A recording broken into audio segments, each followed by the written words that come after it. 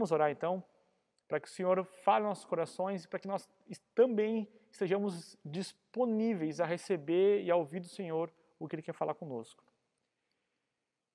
Deus maravilhoso, te louvamos, Pai, por esse tempo.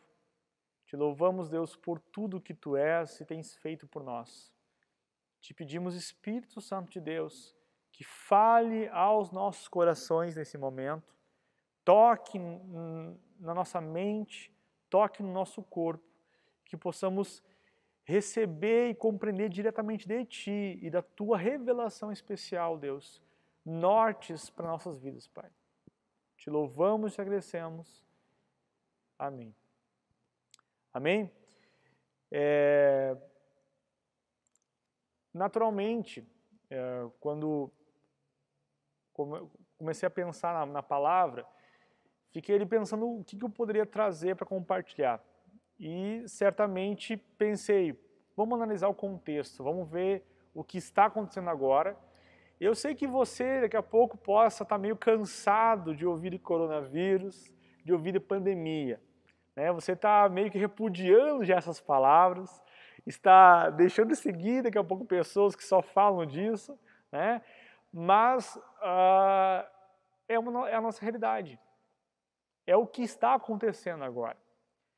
Então, quando me veio o convite para estar aqui com vocês, eu fiquei pensando, o que eu vou falar? Já se cessou muito o assunto, não que tenha cessado, mas de forma de pregações, tem várias pela internet, e eu fiquei pensando como eu trago algo diferente. Então, com isso, de uma forma meio constante, veio à minha mente, eu tenho alguns conjuntos de versículos que eu amo, e um deles, um capítulo que eu gosto demais na Bíblia, é Atos 17. Então, eu gostaria que você abrisse aí, Atos 17, e vamos estar lendo do versículo 16 até o versículo 31, certo? Atos 17, Atos dos Apóstolos.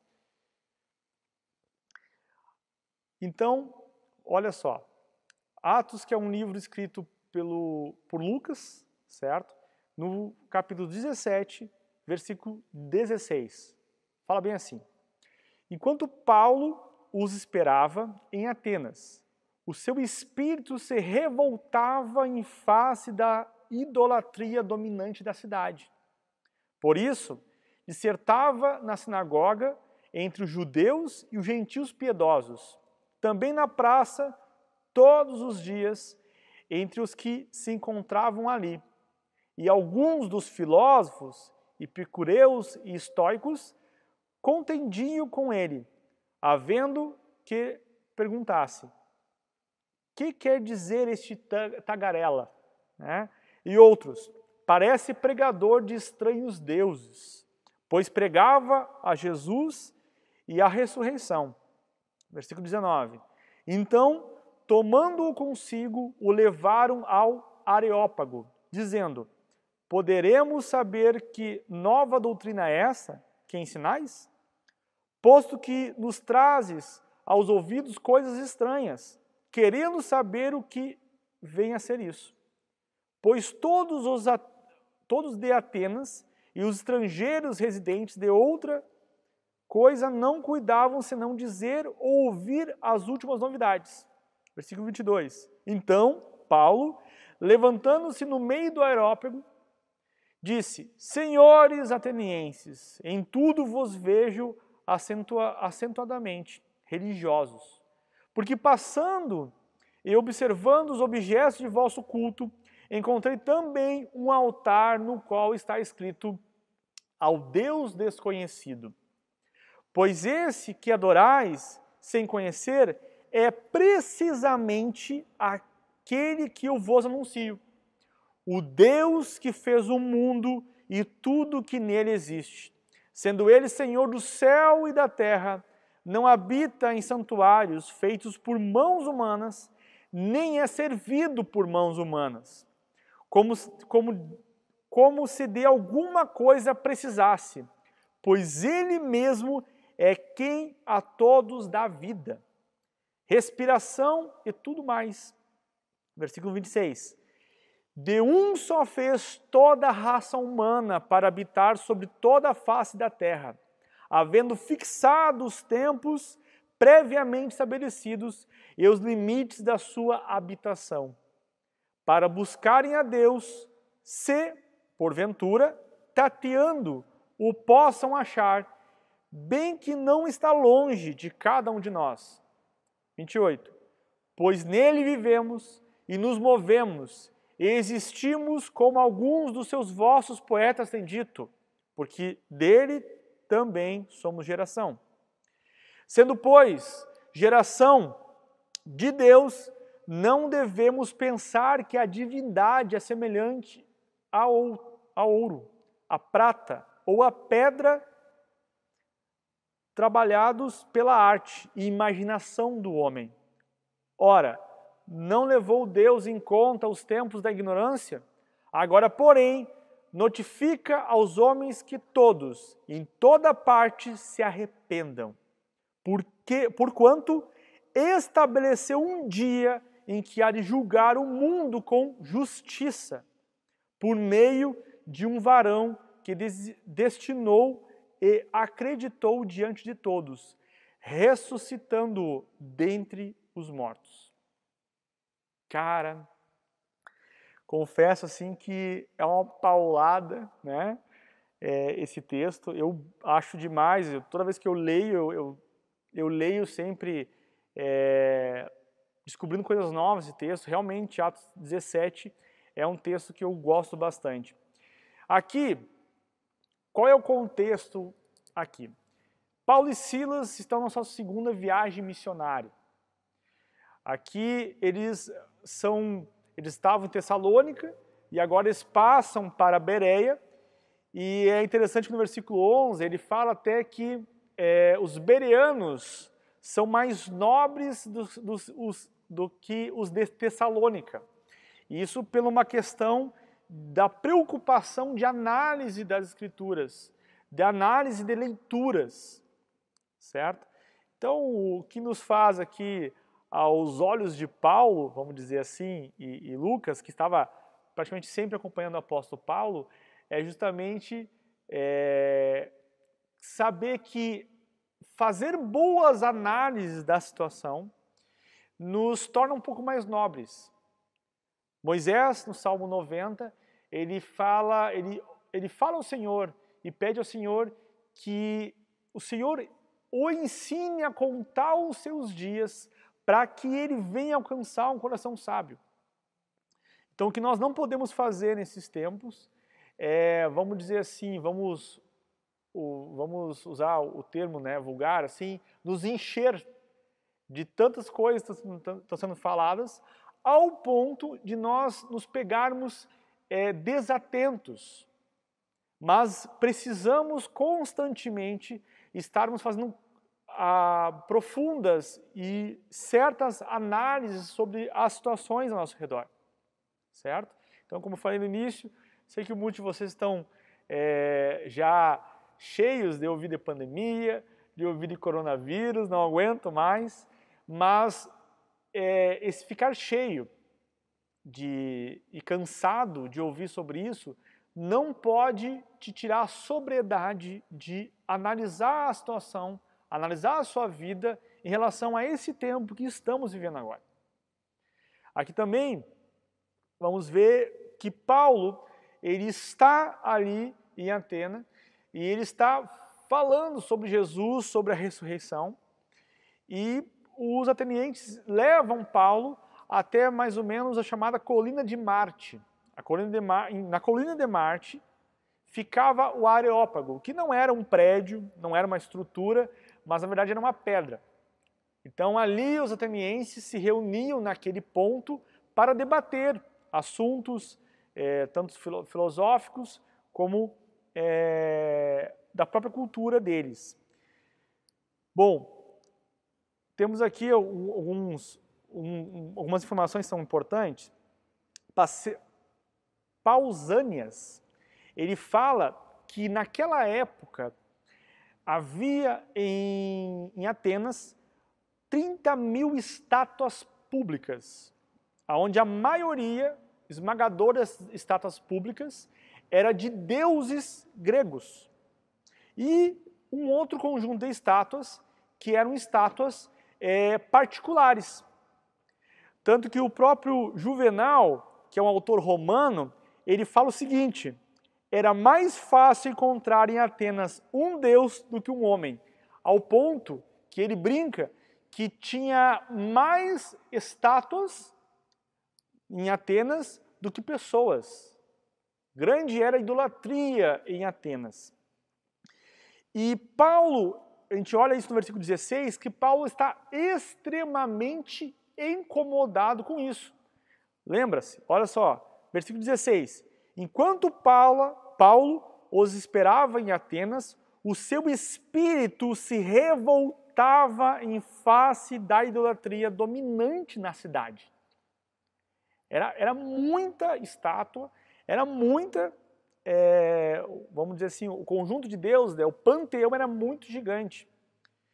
Então, com isso, Paulo ali começa a dar a narrativa, e Paulo, no meio da sua pregação em Atenas, ele cita dois autores gregos, Arato e Epimenides.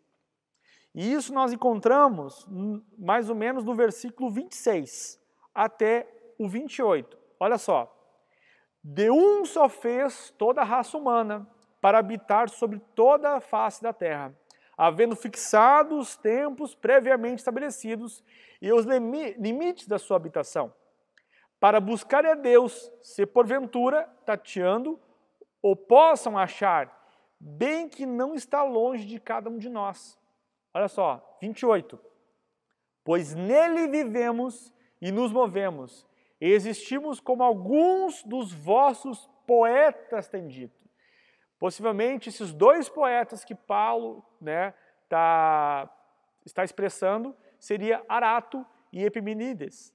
E olha só, esses poetas, eles estão afirmando isso que Paulo falou, e eles ainda falam, porque dele também somos geração.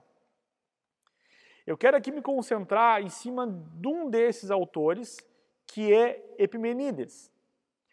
Epimenides ele foi um poeta, filósofo grego, e profeta também, que viveu cerca de 600 anos antes de Cristo. Esse episódio aqui, que eu vou narrar para vocês, ele correu ali mais ou menos 500 anos, de 600 a 500 anos antes de Cristo.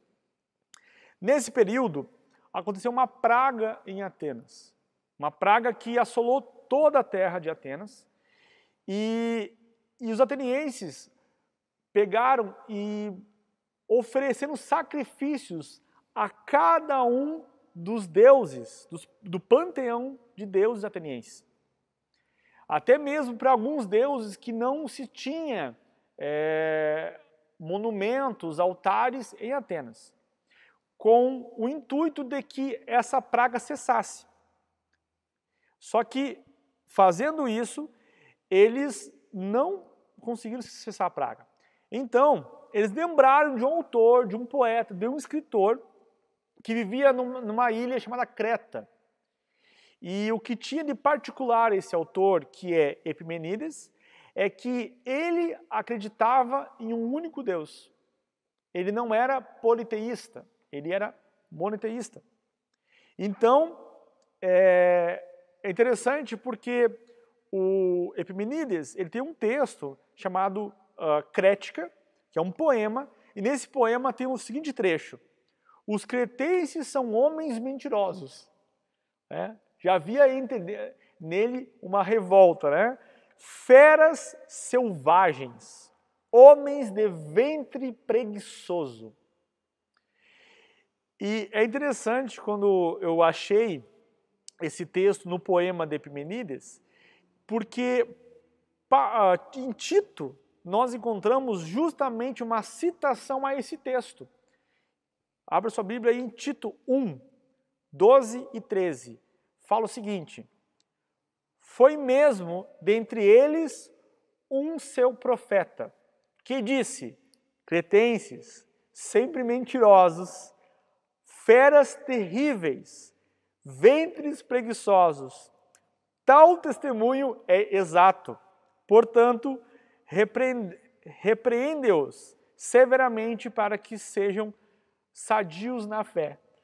Então tu vê aqui as Escrituras falando e reconhecendo Epimenides como realmente um profeta dos atenienses, dos cretenses, e aqui trazendo esse testemunho, né, desse texto. Algo realmente fantástico. Eu acho muito interessante quando a gente encontra a Bíblia citando outros textos que são comprovados historicamente e vice-versa.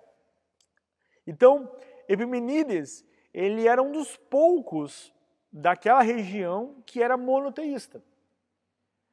Então, ele foi chamado lá da ilha de Creta, pelos cidadãos atenienses, com a ideia de que ele viesse a resolver a situação da praga. Porque aquele Deus que Epimenides acreditava, esse Deus, eles ainda não haviam feito a ele um sacrifício, alguma forma de entrega para que a praga cessasse. Então eles chamam, né, alguns especialistas achavam que seria Zeus, ou seria até mesmo um panteão de algum deus que não fazia parte do conjunto de panteões, né, um deus que não fazia parte do conjunto de panteão dos gregos. Mas, então, Epimenides vem até Atenas, ele vai até o Areópago e ele fala o seguinte: vamos colocar aqui um conjunto de ovelhas, porque esse Deus, ele gosta desse formato de sacrifício, né? Isso nos remete a algumas coisas, ok? Mas deixo para você aí. E então se soltou do alto do Areópago, da pedra do Areópago, se soltou aquelas ovelhas. E as ovelhas desceram e começaram a passar pelas estátuas dos deuses do panteão grego. E ele não parava, elas não paravam em nenhum dos deuses. Até que elas acharam um local aberto, que não havia ali nenhum altar a nenhum deus, e elas deitaram, descansaram ali. Dessa forma, os atenienses chegaram para Epimenides e questionaram ele: mas como vamos fazer um sacrifício a um Deus que não conhecemos, não tem nenhum altar aqui? Então, Epimenides fala para eles: vamos fazer aqui o altar. Tá, mas se nós não conhecemos esse Deus, se nós não sabemos como esse Deus é, como vamos fazer a estátua dele? Epimenides fala para eles que não deveria ser feita estátua nenhuma, mas apenas um altar. E eles questionaram: mas, ok, vamos fazer apenas um altar, mas o que vamos escrever nesse altar? Qual é o nome desse Deus? E eu acho isso muito interessante, porque Epimenides fala assim para eles: para que não venhamos a provocar a fúria dele, de forma que erramos o nome dele, vamos apenas escrever ao Deus desconhecido. Fantástico isso, né? Então eles escrevem naquele altar ao Deus desconhecido. E quando o altar é fundado, a praga cessa em Atenas. Cara, e 500 anos depois, Paulo está naquele lugar. E eu acho isso fantástico. Vamos ler de novo aqui o versículo 23. Porque passando e observando o objeto do vosso culto, encontrei também um altar no qual está escrito: ao Deus desconhecido. Pois esse que vocês adoram, sem conhecer, é precisamente aquele que eu vos anuncio. Cara, vamos pensar de novo aqui. Isso aqui é muito magnífico, cara. Paulo está em Atenas, falando sobre Jesus. Falando sobre a ressurreição de Jesus. Então, é engraçado até que eles chamam Paulo de tagarela, porque possivelmente Paulo estava ali falando por dias. Então vamos trazer esse cara para perto. O que esse cara está falando? Que história é essa? Temos aqui um monte de Deus. Que Deus é esse que você veio falar para nós? Deus certamente sabia desse tempo que Paulo estaria ali. E nesse momento, Paulo vem com a missão de revelar quem é aquele Deus que os livrou de uma praga há 500 anos atrás, através de um homem. Cara, realmente sim, eu fico emocionado com esse relato. E eu quero que nós agora viemos analisar todo esse contexto e pensar em algumas coisas da nossa vida hoje. Primeira coisa,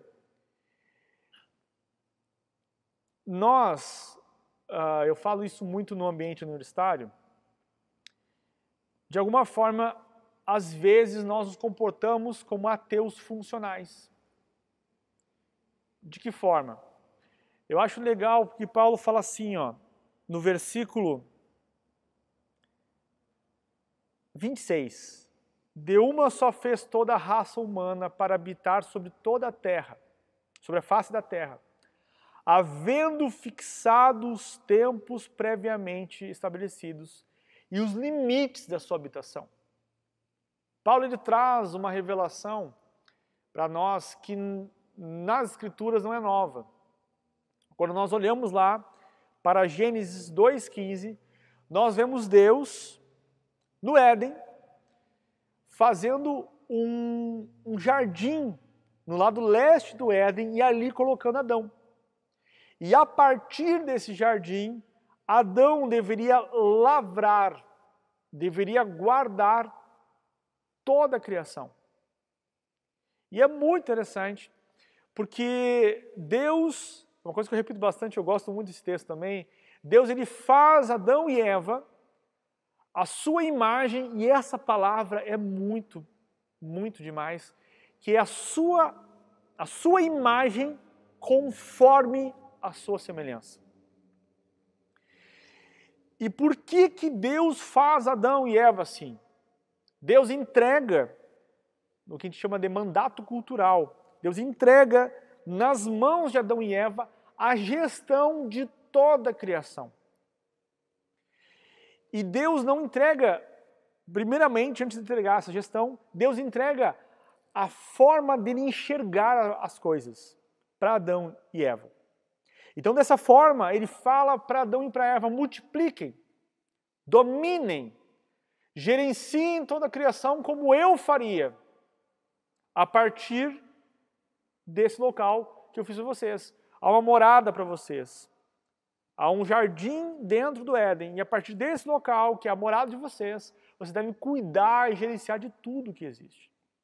Então aqui nós vemos se cumprindo aquilo que Paulo vai falar depois. Deus estabeleceu o tempo em que Adão e Eva deveriam existir. E qual seria o limite da sua habitação? E havia um limite, tanto um limite geográfico, como também um limite de comportamento de Adão e Eva. Nisso, o que eu trago para nós agora é qual é os limites da sua habitação. Eu trago essa ideia do ateu funcional porque o ateu, ele não acredita em Deus. Tudo é fruto do acaso, de processos lentos, graduais e sucessivos. Tudo é aleatório e sem sentido. Só que muitas vezes nós nos comportamos como se a nossa vida fosse aleatória e sem sentido. Nós olhamos para coisas que acontecem conosco e nós achamos, isso é aleatório, não faz sentido. Afirmações como essas testificam nós como não filhos de Deus. Nos expõe a uma mentalidade ateia. Porque se cremos em um Deus que é onisciente, que prevê e pensa em tudo que existe, planejou tudo, que nada foge ao seu controle, nada foge ao seu domínio. Então não existe coincidências. Tudo está previsto. Então a pergunta que você tem que se fazer hoje, com base nesse texto, é o porquê que eu estou vivendo em meio a uma pandemia. Por que que eu estou sendo, de uma forma de boa consciência, obrigado a ficar no isolamento? Por quê?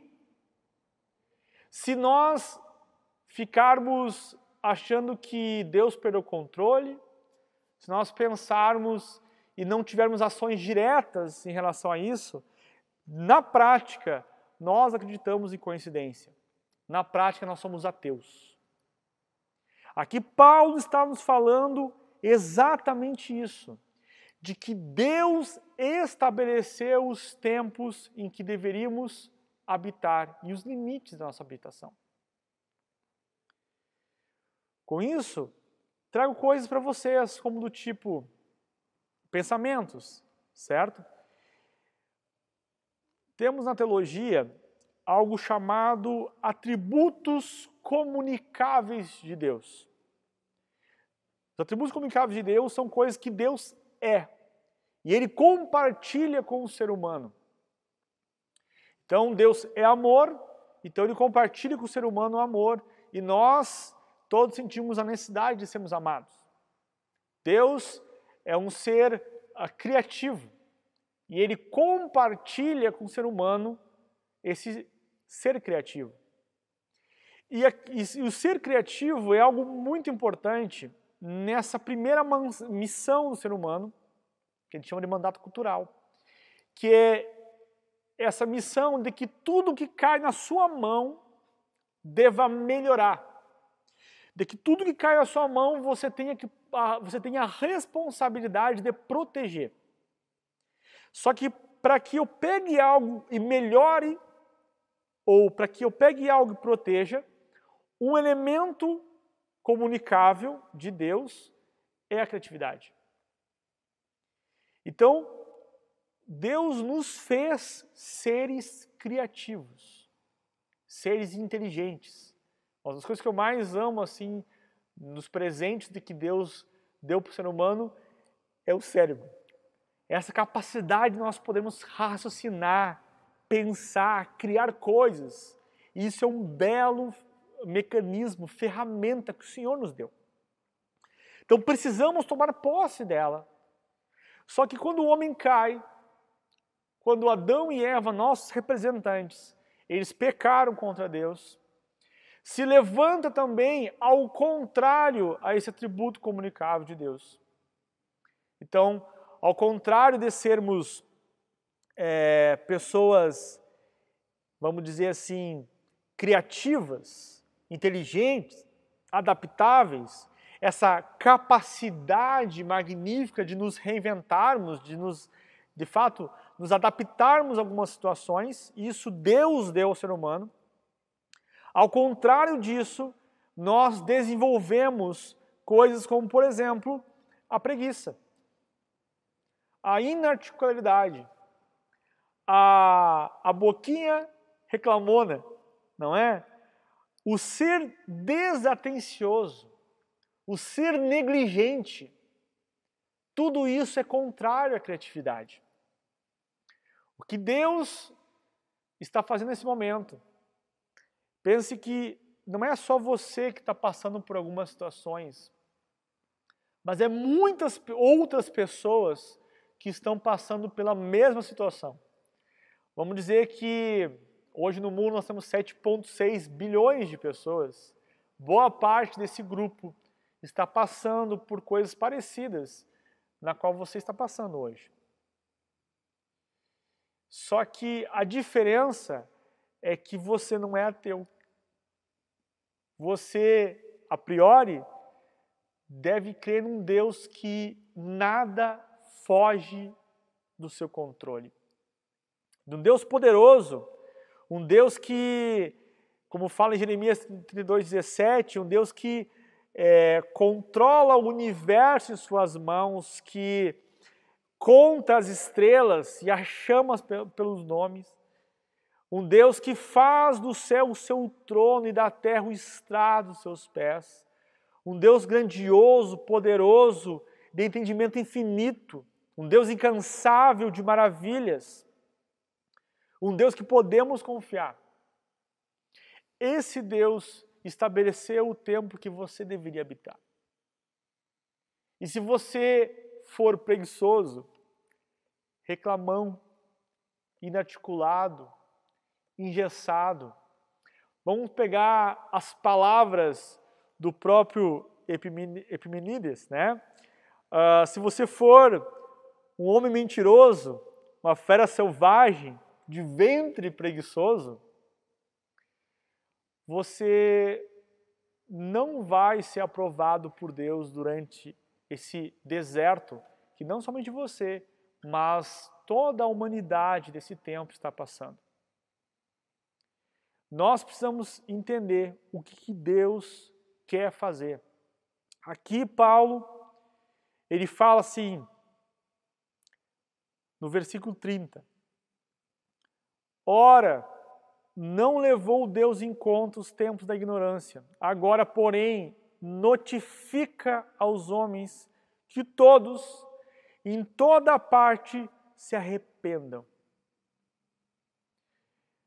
O coronavírus ele não está vindo para nos destruir. Assim como a praga em Atenas não veio para destruir os atenienses. Mas ela veio com uma função. Essa praga veio com a função de revelar o verdadeiro Deus, em meio a esse politeísmo. De alguma forma, se criava deuses para cada situação da vida. Eu acho até interessante, quando a gente vai para o meio universitário, que o pessoal da esquerda quer um Jesus esquerdista, o pessoal da direita quer um Jesus de direita, os comunistas querem um Jesus comunista, o movimento LGBT quer um Jesus gay, o movimento feminista quer um Jesus feminista. Então, de certa forma, todos nós criamos deuses. E no meio disso, nós estamos olhando para os nossos ventres preguiçosos. Será que não está sendo a tua situação agora? Você não está criando e dando para Deus as condições de como Ele tem que agir? Deus, não admito isso na minha vida. Deus, isso na minha vida não está certo. Não aceito isso na minha vida. Enquanto Ele é Deus e você é a criatura. Na prática, ou nesses pensamentos, ou estamos sendo ateus funcionais, ou estamos sendo politeístas, criando deuses para o nosso querer. Mas agora, como Paulo fala, Deus notifica a toda a humanidade, se arrependam. Se arrependam. Mesmo nós cristãos temos coisas na qual nós temos que nos arrepender. Uma das primeiras coisas que nós temos que nos arrepender, acredito que seja o mandato cultural. Acredito que seja esse ponto. Será que tudo que tem caído em nossas mãos, nós temos agido com criatividade? Será que tudo que tem caído em nossas mãos, nós temos melhorado e protegido? Ou aquilo que nós temos tocado com mãos de destruição? Nós precisamos nos arrepender. E se arrepender não é simplesmente a gente chorar. Mas se arrepender é enxergar a nossa condição. É enxergar o que Deus está falando conosco. E Salmos diz que justiça e juízo são a base do trono de Deus. E quando a gente olha esse modelo monarca, a gente vê que cada rei tem uma base de seu trono.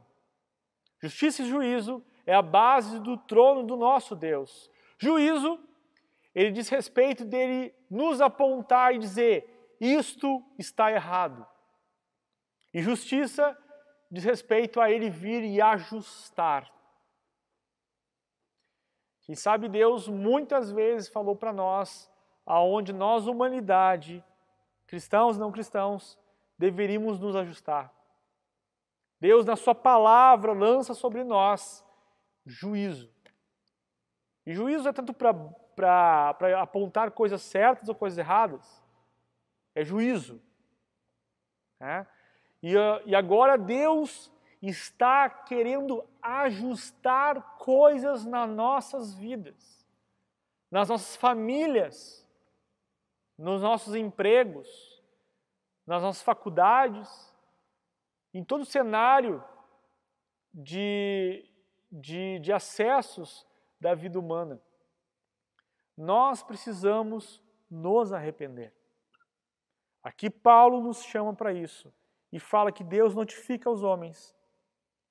E aqui no versículo 31 fala: porquanto estabeleceu um dia em que há de julgar o mundo com justiça, por meio de um varão que destinou e acreditou diante de todos, ressuscitando dentre os mortos.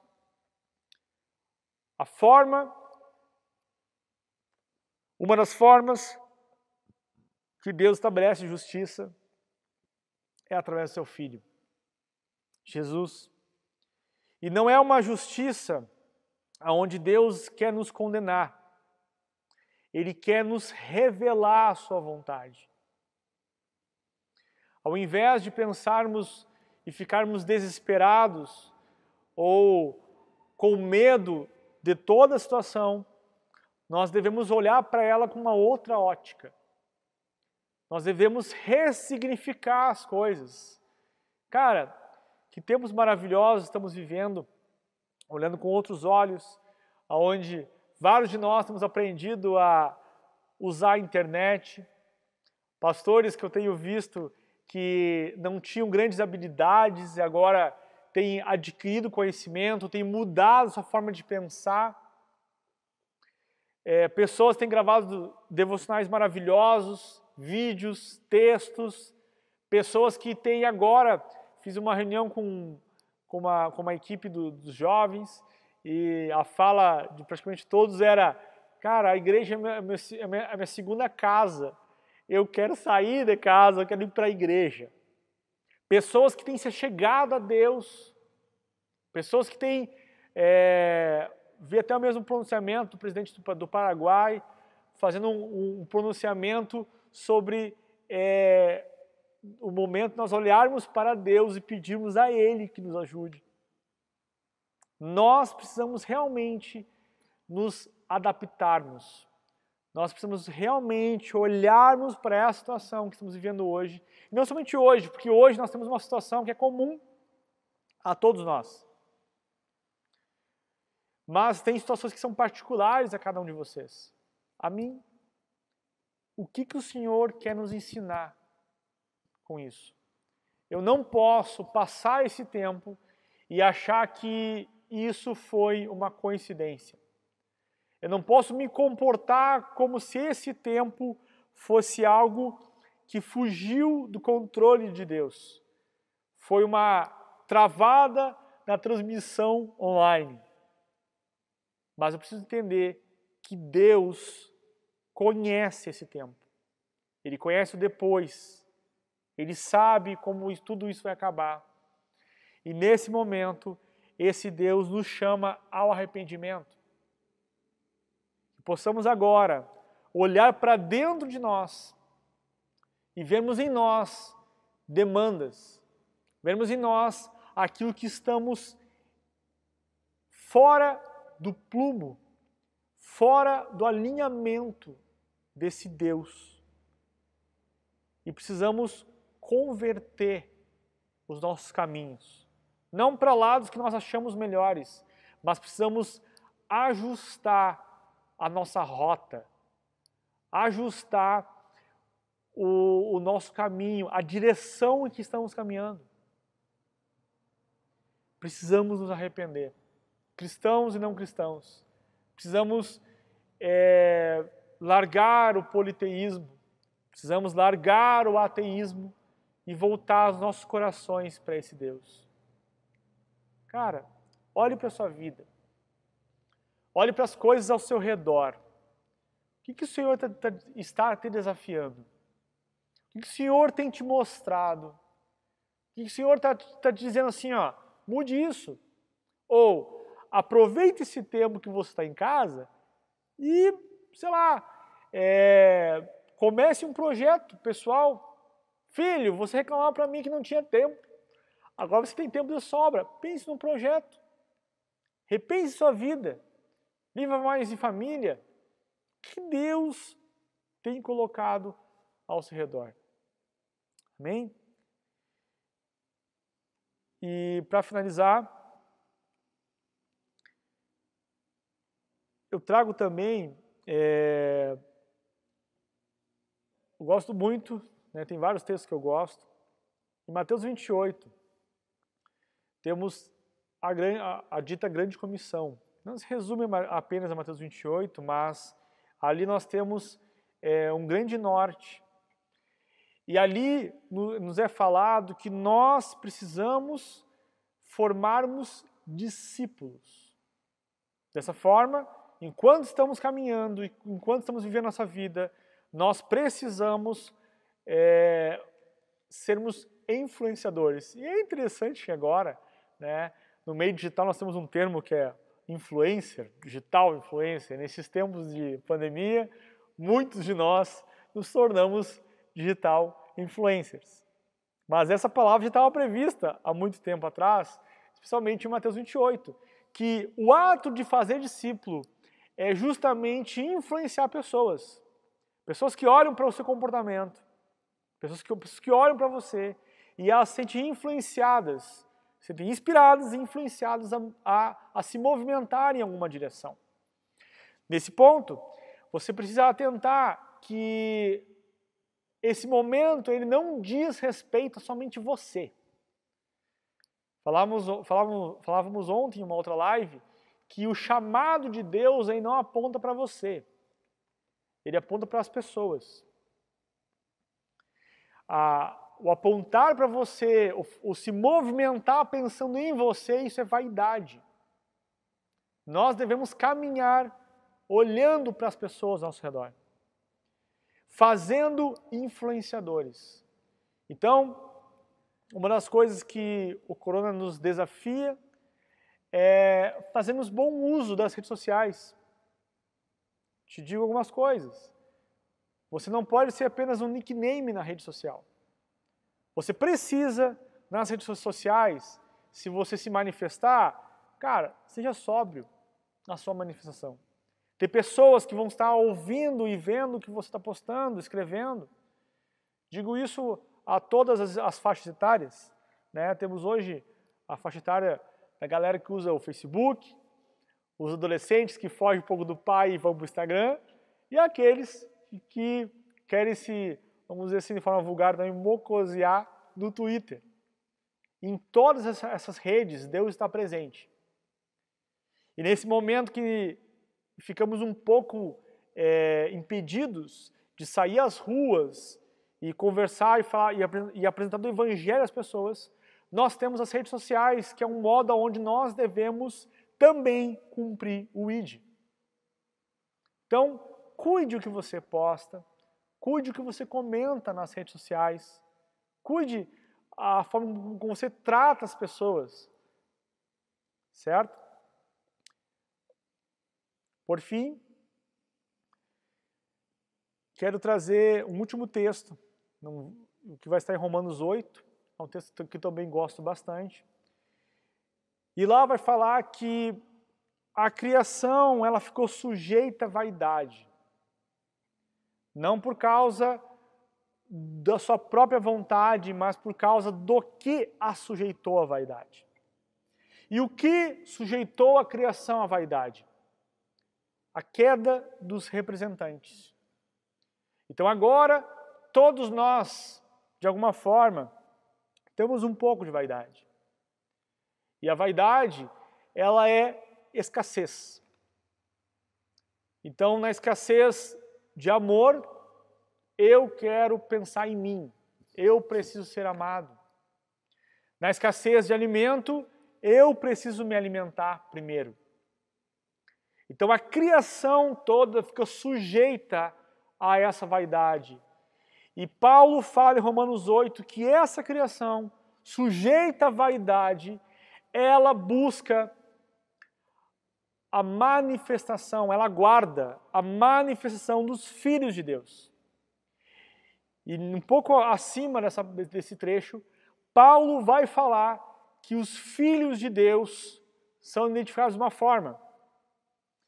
Se com ele queremos ser glorificados, com ele também devemos padecer. Dessa forma, precisamos entender que esse momento onde muitos estão com escassez, nós, como filhos de Deus, não devemos agir pelo domínio da vaidade, mas nós devemos agir pelo domínio da bondade, da generosidade. Devemos buscar pessoas que estão necessitadas e devemos ajudar. Essa é uma das características desse tempo. Essa é uma configuração desse tempo. Temos muitas pessoas necessitadas de amor, que estão sozinhas. Essa semana eu fui na casa de uma vizinha nossa lá, idosa, está no grupo de risco, fui ver se ela precisava de alguma coisa e não entrei na casa, mas falei com ela pela grade mesmo, e o sorriso dela, e alguém veio me visitar. As pessoas estão carentes. Temos pessoas que estão passando fome. E nós, como filhos de Deus, devemos mostrar o que para essas pessoas até então é um Deus desconhecido. Até então elas têm alegrias e felicidades. Até então elas têm algumas sensações de alívio. E elas sabem que isso é alguém que dá para elas. E nós, como filhos de Deus, temos a missão de revelar o Deus desconhecido a cada uma delas. Assim como Paulo fez. Só que se nós não formos tagarelas, se nós não nos lançarmos, elas não ouvirão. Quem sabe seja isso que Deus quer de nós nesse tempo. Então, te desafio a compartilhar esse vídeo, te desafio a procurar alguém também e chamar no WhatsApp, no Facebook, em alguma rede social e perguntar para ela: o que você precisa nesse momento? O que eu posso fazer por você? Porque eu sou um seguidor de Jesus Cristo e Jesus me mandou vir ser a resposta do teu clamor, resposta da tua oração. E estou aqui para te servir. Dessa forma, nós vamos cumprir o nosso papel com criatividade de cuidar, lavrar, melhorar toda a criação, inclusive as pessoas que estão ao nosso redor. Amém? Vamos orar agora então.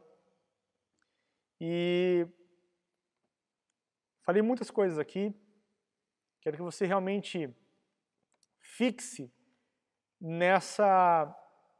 nisso que Deus, Paulo também vai falar em Atos 14, que Deus deixou os povos caminharem pelos seus próprios caminhos, mas não se deixou a si mesmo sem testemunho. Então você, hoje, é um testemunho do Evangelho, é um testemunho de Jesus. E levar Jesus a pessoas que o enxergam como um Deus desconhecido. Curve sua cabeça agora. E eu quero que você traga a sua mente, ou o Espírito Santo, melhor, vou pedir ao Espírito Santo que ele traga à sua mente pessoas na qual você deva manifestar o reino de Deus. Nesse formato que nós estamos vivendo e podemos fazer isso hoje. Não vem ninguém à minha mente. Cara, abre o teu Facebook aí, vai ter um monte de gente. Abre o teu WhatsApp, vai ter um monte de gente. Vamos orar? Deus, entendemos, Pai, que nada foge ao teu controle, Senhor. Tudo está preparado, Tudo está previsto, Senhor. Queremos, Senhor Deus, atentar para a Tua chamada de arrependimento. Queremos alinhar nossas vidas. Queremos ajustar a nossa rota, Senhor. Queremos ouvir a Tua voz em meio a esse barulho todo ensurdecedor. Queremos, Deus, cumprir o Teu ID. Não cremos na coincidência. Não cremos no aleatório. Cremos num Deus soberano que nada foge a seus olhos e controle. Senhor, nesse formato que nos pegamos hoje, nesse limite de habitação que temos hoje, Senhor, te pedimos que nos revele pessoas. Espírito Santo, nos revela pessoas. A cada um que está vendo essa mensagem, que o Teu Espírito Santo, hoje, 5 de abril de 2020, ou daqui a alguns dias ou anos que essa mensagem alcance, que o Teu Espírito Santo possa revelar alguém que precisamos e devemos compartilhar da Tua história, do Teu Evangelho, Senhor Deus. Toca a nossa vida, Pai. Não deixa que venhamos a sermos ventres preguiçosos. Que não venhamos a ter, Deus, inarticularidade. Mas derrama e revela sobre nós a Tua criatividade, Deus. Para nos reinventarmos e criarmos coisas em tempos de aparente crise, Deus. Te louvamos e te agradecemos, Deus, porque Tu é maravilhoso, Tu é glorioso, abrindo a porta ou fechando a porta, dando certo ou dando errado, Tu és Deus. E nós Te adoramos, nós Te louvamos, nós Te rendemos glória, nós Te exaltamos e declaramos Rei sobre nós, Senhor e Salvador das nossas almas. Te amamos, Senhor. Nos ajuda a enxergar as coisas como Tu enxergas, Senhor. Em nome de Jesus.